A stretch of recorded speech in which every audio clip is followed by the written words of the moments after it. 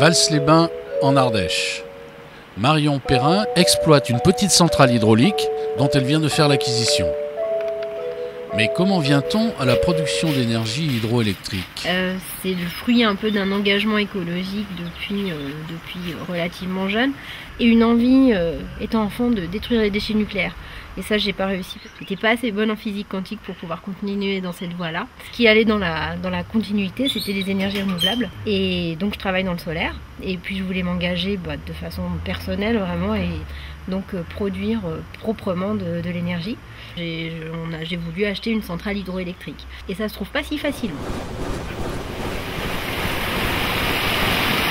Donc les étés à l'heure actuelle, on les passe à réparer les grilles, refaire des vannes, puis qu'elles se lèvent bien, qu'elles se baissent bien. La maintenance au niveau du canal, il faut éviter qu'il ait des fuites parce que c'est des pertes d'énergie. Maintenance de tout le système mécanique, puis refaire les circuits électriques en général. Ça, ce sont les loisirs de Marion Perrin. La semaine, elle travaille à l'Institut national de l'énergie solaire au Bourget-du-Lac en Savoie, où elle dirige le laboratoire de stockage de l'énergie.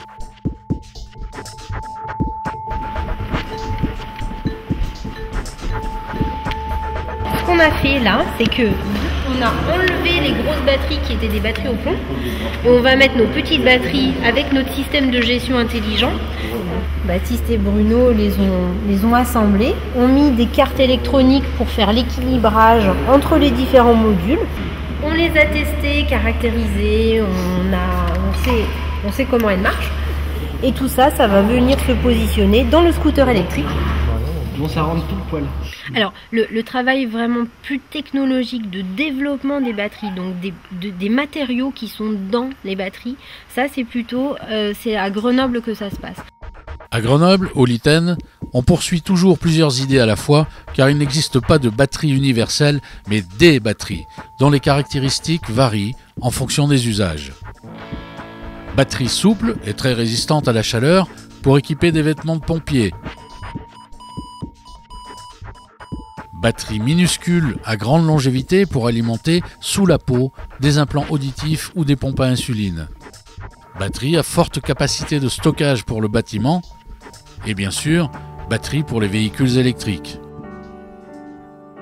Pour faire progresser sans cesse leur performance et leur compétitivité, il faut leur consacrer beaucoup de temps et de soins, même s'il faut aussi parfois savoir les maltraiter. Et c'est précisément à l'INES une des fonctions de Marion Perrin. Une batterie, de façon générale, elle ne meurt pas naturellement, on l'assassine. Nous, on les martyrise de façon assez simple. On les met dans des environnements de température qui accélèrent toutes les dégradations. Donc soit on les chauffe ou on les refroidit. Et puis on les martyrise avec des régimes de courant très intenses. C'est-à-dire qu'on les met sur des bancs d'essai et qu'on leur envoie de très forts courants en charge et en décharge et on leur fait faire des cycles, je remplis, je vide, je remplis, je vide très vite. Une fois qu'on l'a bien martyrisée, elle va finir par mourir. Elle va mourir éventuellement doucement avec des maladies chroniques ou elle va mourir très rapidement avec un infarctus. Et donc nous ici, on va être un peu le médecin légiste de la batterie et bien on va faire une autopsie. On va découper la batterie. Donc la batterie, on va l'ouvrir et puis regardez ce qu'il y a dedans.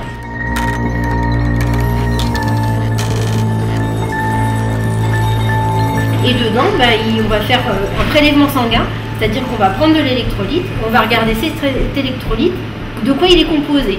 On va faire aussi des analyses, comme des analyses de tissu, quand on va prendre une tumeur, on va regarder est-ce qu'elle a le cancer, dans la tumeur. Et nous, on va prendre un morceau de la matière active, puis on va regarder comment est la forme des cristaux dedans. Et puis après, je donne des conseils, soit sur comment formuler une batterie qui sera meilleure pour cette application-là, c'est-à-dire comment refaire les matériaux, et puis d'un autre côté, comment soigner la batterie électriquement pendant sa vie, comment en tirer le meilleur parti et ne pas l'assassiner, mais prolonger sa vie le plus possible.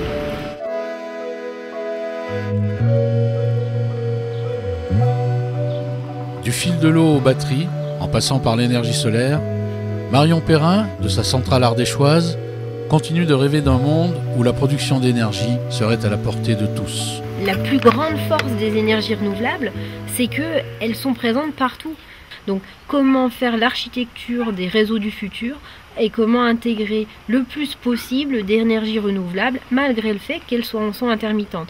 Donc on va ajouter du stockage et puis on va essayer de faire fonctionner ensemble ces différentes sources d'énergie, l'hydroélectricité, le solaire, l'éolien, avec du stockage, et puis on va centraliser les informations pour faire une centrale virtuelle.